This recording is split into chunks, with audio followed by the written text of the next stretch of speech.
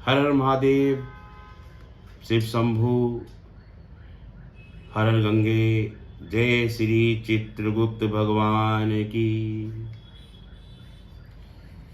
प्रिय भक्तजनों, हम लोग इस समय एक गहर चिंतन एक ऐसे विषय पर कर रहे हैं जिसका सीधा से सीधा संपर्क आपके साथ होता है, आपके परिवार के साथ होता है।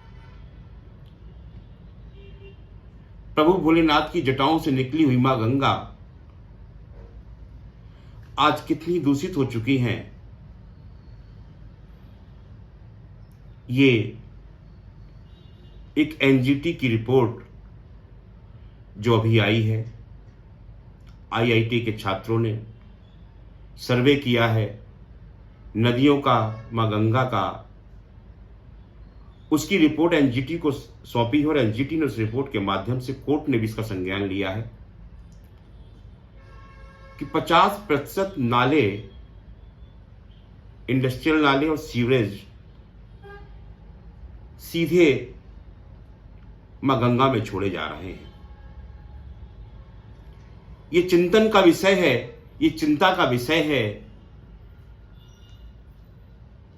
ये हमारे आने वाले बच्चों के लिए भी एक संकट है, ये हमारे ऊपर भी एक संकट है।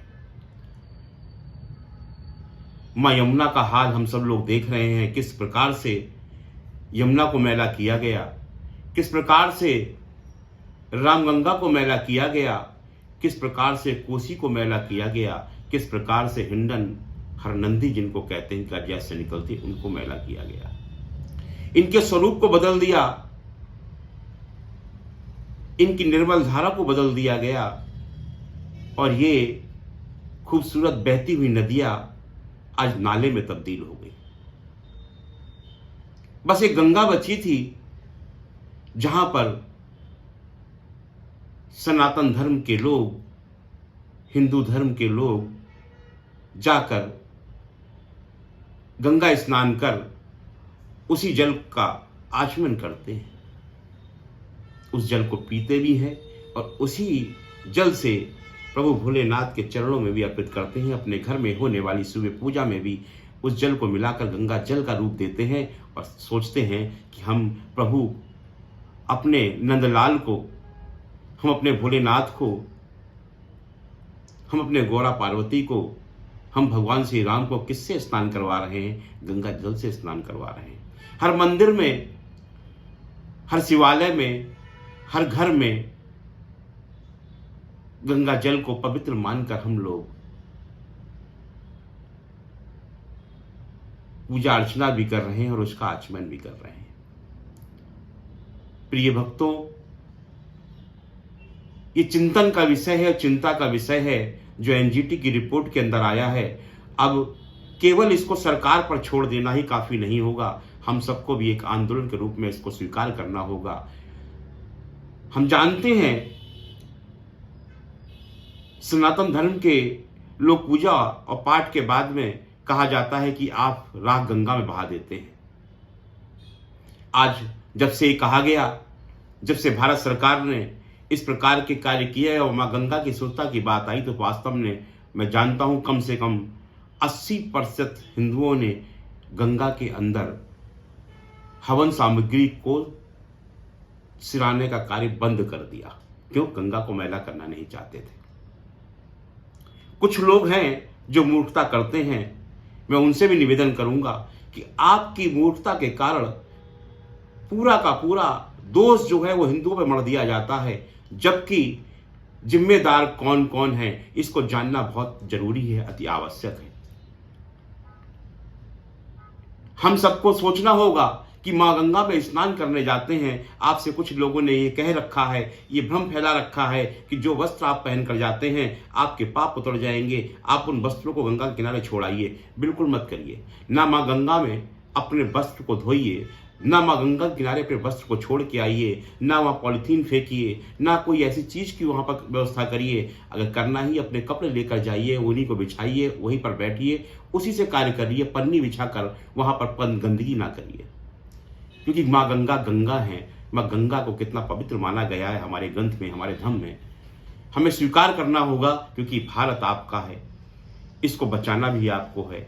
और अगर माँ गंगा भी रुष्ट हो गई और चली गई, आप देख रहे हैं नाराजगी है माँ गंगा के अंदर, वो अपना स्वरूप छोड़ती जा रही हैं। पहले किस विराट रूप के अंदर बहती थी, किसी गंगा का स्वरूप आपने देखा होगा पहले बहते हुए। आज गंगा समट कर कितने मीटर में बहती हैं, ये सोचने का, चिंतन करने का विषय है, ये चिंता का विषय है। अगर इसी प्रकार से माँ गंगा रुष्ट होकर चलती चली गई तो क्या होगा।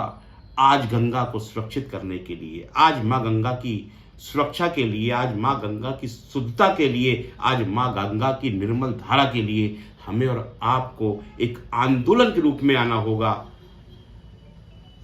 अपने कार्यों को आप जो समय निकाल सकते हैं, तो आज माँ गंगा को भी निकालना होगा, यमुना जी को भी निकालना होगा, हरनंदी को भी निकालना होगा, राम गंगा को भी निकालना होगा। जिस क्षेत्र में जहां रहते हैं, हमें एक आंदोलन का रूप देना होगा। हम अब सरकार के भरोसे नहीं बैठ सकते। हम अगर सरकारों पे ही थोपते रहेंगे और सरकारों पे ही विश्वास करके बैठे रहेंगे, तो कितना धन गंगा को, नदियों को सुरक्षित रखने में व्यर्थ होता है, ये हम और आप भली भांति जानते हैं। उतना कार्य नहीं होता, कागजों में बहुत कुछ होता है, पर्यावरण का कार्य चल रहा है। मैं किसी पर भी दोषारोपण करना नहीं चाहूंगा, लेकिन ये एक रिपोर्ट है, हमारी व्यक्तिगत रूप में हमने देखी है कि जिलों के अंदर जो लक्ष्य दिया गया था, उस लक्ष्य को कागजों में पूरा किया गया है। धरातल में कई अधिकारियों ने, मैं सबको दोष देना नहीं चाहता, लेकिन पर्यावरण को लेकर हर जगह की, कई जगह की रिपोर्ट मेरी ऐसी आई हैं जहां पर 50 या 100 वृक्ष दिए गए हैं और 1000 पर साइन करवाए गए हैं। ये भी एक चिंतन का विषय है। पहली बात तो आपको साइन नहीं करने चाहिए थे, और करे हैं तो आप भी उतने बड़े ही इस दोष में शामिल होते हैं। सरकारें अपना लक्ष्य पूरा करने के लिए कुछ भी कर सकती हैं, सरकारी तंत्र कुछ भी कर सकता है।